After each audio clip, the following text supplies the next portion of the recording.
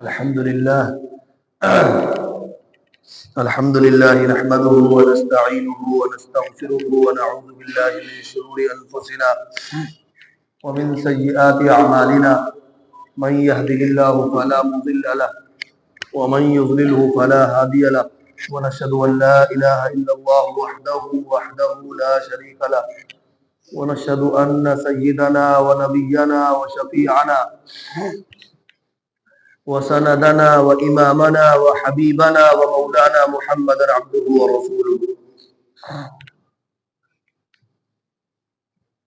أما بعد وقال النبي صلى الله عليه وسلم يا أيها الناس توبوا إلى الله فإني أتوب إلى الله في يوم 100 مرة أو كما قال عليه الصلاة والسلام۔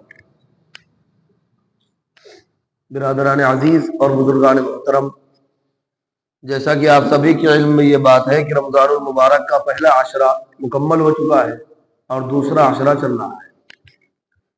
آپ علیہ الصلوۃ والسلام نے رمضان المبارک کی آمد سے پہلے صحابہ اکرام رضوان اللہ تعالی علیہم اجمعین کو جمع فرما کر جو خطاب فرمایا تھا، اس میں آپ علیہ الصلوۃ والسلام نے رمضان المبارک کے بارے میں فرمایا کہ اولہ رحمہ واوسطہ مغفرہ وآخرہ عتق من النار، کہ اس کا پہلا حصہ رحمت ہے اور اس کا درمیانی حصہ مغفرت ہے اور اس کا آخری حصہ آگ سے آزادی ہے۔ تو جو رحمت کا حصہ تھا پہلا عشرہ وہ مکمل ہو چکا ہے، یہ دوسرا عشرہ چل رہا ہے جس کے بارے میں آپ علیہ الصلوۃ والسلام نے فرمایا وَأَوْسَطُهُ مَغْفِرَةٌ، کہ اس کا درمیانی حصہ جو ہے وہ مغفرت کا حصہ ہے۔ اس عشرے کے اندر جو کہ عشرہ مغفرت کہلاتا ہے، استغفار کی کثرت ہونی چاہیے، زیادہ سے زیادہ استغفار، اللہ رب العزت والجلال کی طرف رجوع اور توبہ، یہ اس عشرہ مغفرت میں مطلوب ہے۔ حضور نبی کریم صلی اللہ علیہ وسلم نے حدیث پاک میں بیان فرمایا، آپ علیہ الصلوۃ والسلام کا فرمان ہے، فرمایا یا ایھا الناس، اے لوگوں، توبوا الی اللہ، اللہ کی طرف رجوع کرو، توبہ کرو، فإنی اتوب الی اللہ فی یوم 100 مرہ، کیونکہ میں اللہ تعالیٰ کی طرف رجوع کرتا ہوں، اللہ تعالیٰ سے توبہ کرتا ہوں دن میں 100 مرتبہ۔ یہ کون فرما رہا ہے؟ حضور نبی کریم صلی اللہ علیہ وسلم، جن کے بارے میں یہ فرما دیا گیا کہ اولاً تو کوئی گناہ، کوئی غلطی، کوئی خطا آپ سے ہوئی نہیں، آپ معصوم ہیں، گناہوں سے پاک، غلطیوں سے پاک، خطاؤں سے پاک، لیکن پھر بھی اللہ تعالیٰ نے فرمایا لیغفر لک اللہ ما تقدم من ذنبک وما تأخر، کہ اللہ تعالیٰ نے آپ کے اگلے پچھلے تمام گناہوں کو معاف فرما دیا۔ پھر بھی آپ علیہ الصلوۃ والسلام فرما رہے ہیں کہ میں دن میں 100 مرتبہ اللہ تعالیٰ سے توبہ کرتا ہوں۔ حضور نبی کریم صلی اللہ علیہ وسلم فرماتے ہیں کہ میں دن میں 100 مرتبہ اللہ تعالیٰ کی طرف رجوع کرتا ہوں۔ تو ہم جیسے گناہگار، خطا کار، گندے لوگ جو ہر لمحے اللہ تعالیٰ کی نافرمانی کرتے رہتے ہیں اور قدم بعد میں رکھتے ہیں، اللہ کا حکم پہلے توڑتے ہیں، بات بعد میں کرتے ہیں، اللہ تعالیٰ کے حکم کی خلاف ورزی پہلے کرتے ہیں، ہمارا کوئی عمل، کوئی قول، کوئی فعل، کوئی قدم شاید ہی ایسا ہوتا ہو جس میں اللہ تعالیٰ کے حکم کی خلاف ورزی ہم نہ کرتے۔ کھانا کھاتے ہیں تو اللہ تعالیٰ کے حکم کے خلاف کھاتے ہیں، سوتے ہیں تو اللہ تعالیٰ کے حکم کے خلاف سوتے ہیں، بات کرتے ہیں تو اللہ تعالیٰ کے حکم کے خلاف کرتے ہیں۔ تو ہمیں کس قدر اللہ تعالیٰ سے استغفار کرنے کی ضرورت ہے اور کس قدر اللہ تعالیٰ کی طرف رجوع کرنے کی ضرورت ہے۔ جب حضور نبی کریم صلی اللہ علیہ وسلم دن میں 100 مرتبہ اللہ تعالیٰ کی طرف رجوع فرماتے تھے اور دن میں 100 مرتبہ توبہ کرتے تھے، دن میں 100 مرتبہ استغفار پڑھتے تھے، اسی لیے یہ مغفرت کا عشرہ، ویسے تو پورا سال ہی استغفار کا معمول ہونا چاہیے کہ ہر دن صبح اور شام کم از کم ایک تسبیح استغفار کی ضرور پڑھی جائے، لیکن بالخصوص رمضان المبارک کے اس حصے میں جو حصہ چل رہا ہے، 11 رمضان سے لے کر 20 رمضان تک کا جو حصہ ہے جس کو مغفرت کا حصہ کہا جاتا ہے، اس میں استغفار کی کثرت ہونی چاہیے، کیونکہ یہ موقع تو وہ موقع ہے کہ اللہ تعالیٰ کی طرف سے، بھائی اندر آ جائیے، آپ سے کہہ رہا ہوں،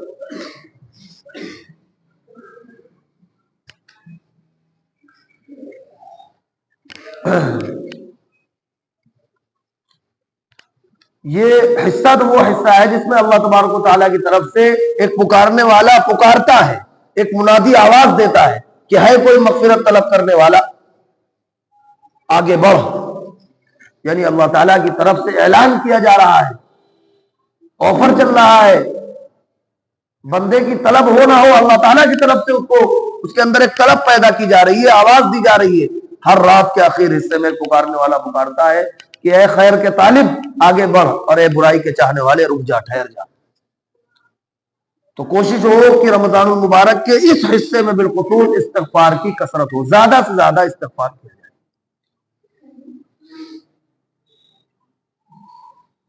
جتنا زیادہ ہو سکے استغفار کرے، اللہ سبحانہ و تعالیٰ کی طرف رجوع کرے. اور استغفار کے مطلب اور معانی سمجھنے کی ضرورت ہے. استغفار اور توبہ میں فرق ہے. استغفار کہتے ہیں کہ اپنے گناہوں کی معافی چاہنا، کہ میں اللہ تعالیٰ سے اپنے گناہوں کی معافی چاہتا ہوں کہ اللہ تعالیٰ میرے گناہوں پر پردہ ڈال دیجیے. اور توبہ کہتے ہیں اللہ تعالیٰ کی طرف رجوع کرنے. یعنی جب بندہ توبہ کرتا ہے تو توبہ میں یہ شرط ہے کہ اس کے دل میں اس گناہ پر ندامت اور شرمندگی ہو جس گناہ کی وہ توبہ کر رہا ہے.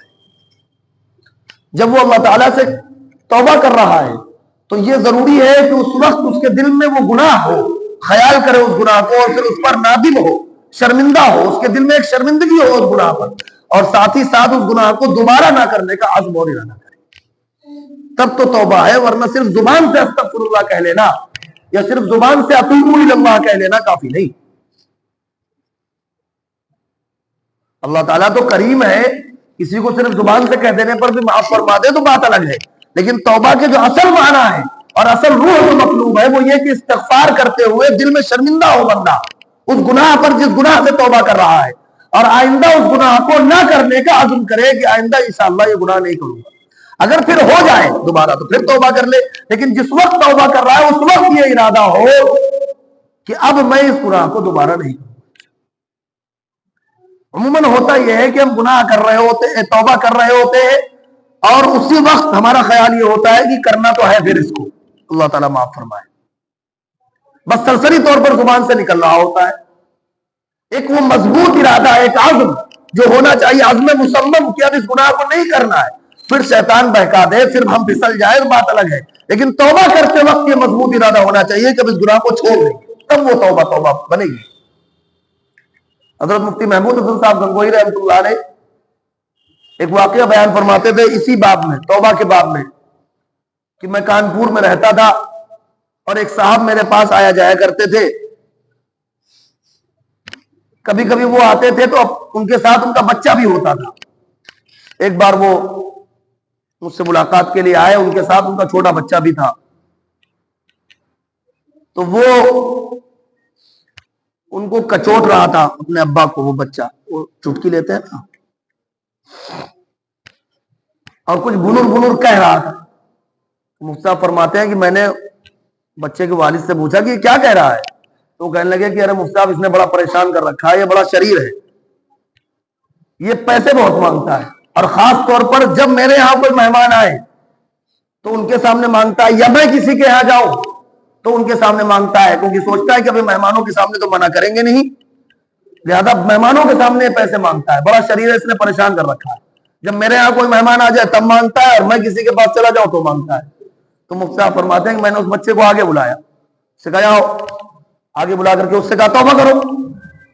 اس نے کہا کہ میں توبہ کرتا ہوں. کہا توبہ کرو کہ میں پیسہ نہیں مانگوں گا. اس نے کہا میں توبہ کرتا ہوں، پیسے نہیں مانگوں گا. 3 بار کہلوایا مفتی صاحب نے کہ کہو کہ میں توبہ کرتا ہوں، اب میں پیسے نہیں مانگوں گا. اس نے 3 بار کہا. 3 بار کہنے کے بعد جب واپس اپنے ابا کے پاس گیا تو کہنے لگا اب تو دے دو پیسے، اب تو توبہ بھی کروا لی. ابا سے کہنے لگا کہ اب تو پیسے دے دو، اب تو توبہ بھی کروا لی. تو مفتی صاحب فرماتے ہیں کہ ہمارے توبہ کا بھی یہی حال ہے جو اس بچے کی توبہ کا، کہ ہم توبہ کر لیتے ہیں اور پھر توبہ کرنے کے بعد اس گناہ کی طرف دوبارہ لوٹ جاتے ہیں.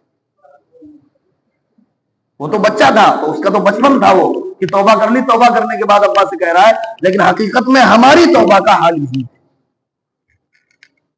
کہ ہم توبہ تو کر لیتے ہیں لیکن وہ توبہ صرف زبانی ہوتی ہے، سرسری ہوتی ہے، دل میں نہیں اترتی وہ، لہذا گناہ سے چھٹکارا بھی نہیں ملتا. اس گناہ کی طرف دوبارہ لوٹ جاتے ہیں، کیونکہ ندامت نہیں ہوتی۔ سب سے پہلا قدم جو گناہ چھوڑنے کا ہے وہ یہ ہے کہ گناہ کو گناہ سمجھنا۔ بہت مشہور بات ہے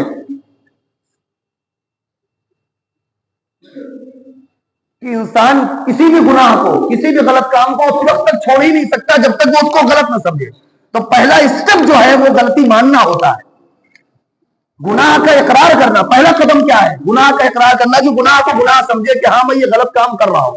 جب تک وہ یہ نہیں سمجھے گا کبھی چھوڑ ہی نہیں سکتا۔ اسی لیے یہ کہا جاتا ہے کہ مشرک شرک سے توبہ کر سکتا ہے لیکن بدعتی بدعت سے توبہ نہیں کر سکتا۔ کیوں؟ کیونکہ مشرک تو وہ یہ سمجھ رہا ہے کہ میں غلط کر رہا ہوں، تو ہو سکتا ہے کسی بھی شرک سے باز آ جائے۔ بدعتی جو ہے، جو قبروں پر چڑھاوا چڑھاتے ہیں، قبروں پر سجدہ کرتے ہیں، وہ کبھی باز نہیں آ سکتے۔ کیوں؟ کیونکہ وہ اس کو ثواب سمجھ کر رہے ہیں۔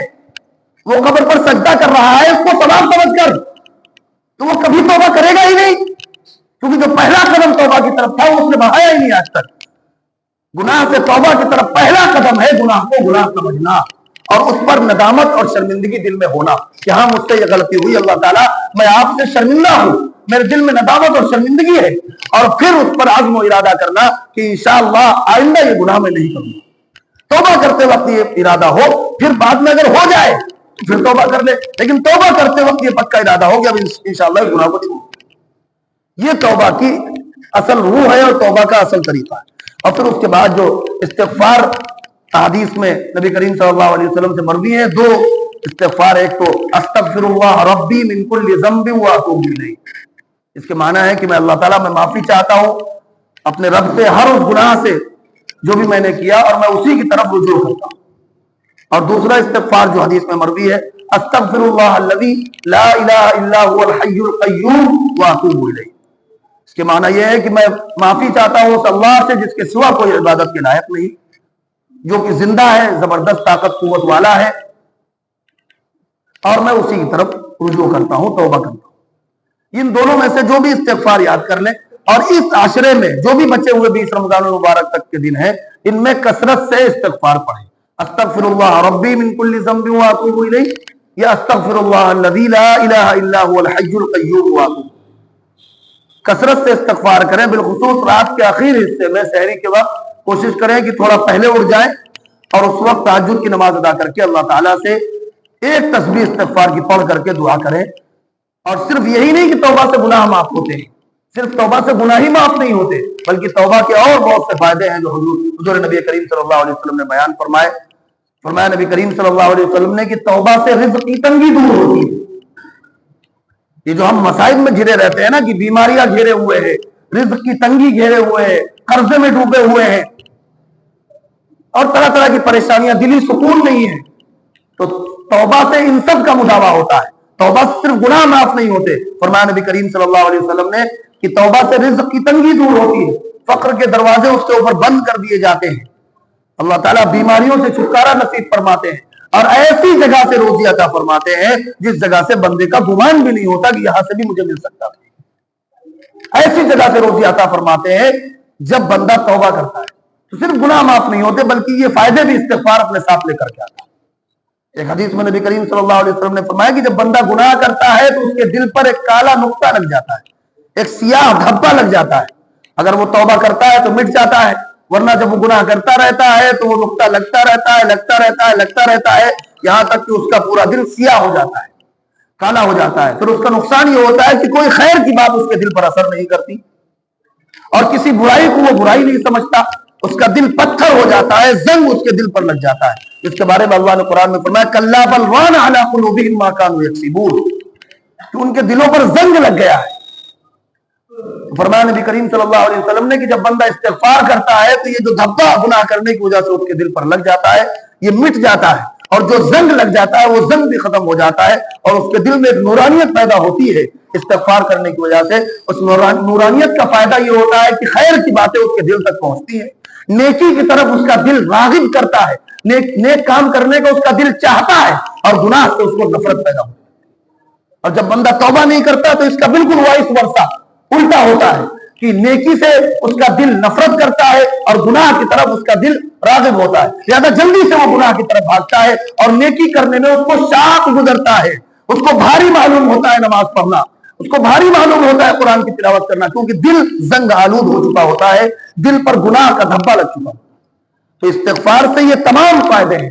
تو بالخصوص آپ سب سے درخواست یہ ہے کہ یہ جو عشرہ چل رہا ہے اس کو عشرہ مغفرت کہا جاتا ہے، جس کا درمیانی حصہ رمضان کا مغفرت کا ہے، اس میں زیادہ سے زیادہ استغفار کریں، اور استغفار کے جو معنی میں نے آپ کو بتلائے ان کو ذہن میں رکھتے ہوئے استغفار کریں کہ دل میں ندامت اور شرمندگی ہو، آئندہ اس گناہ کو نہ کرنے کا عزم اور ارادہ ہو، اور پھر اللہ تعالیٰ سے مانگے۔ اللہ تعالیٰ میری اور آپ کی تمام گناہوں کی مغفرت فرمائے۔ اللہ تعالیٰ ہم سب کو ان باتوں پر عمل کرنے کی توفیق عطا فرمائے۔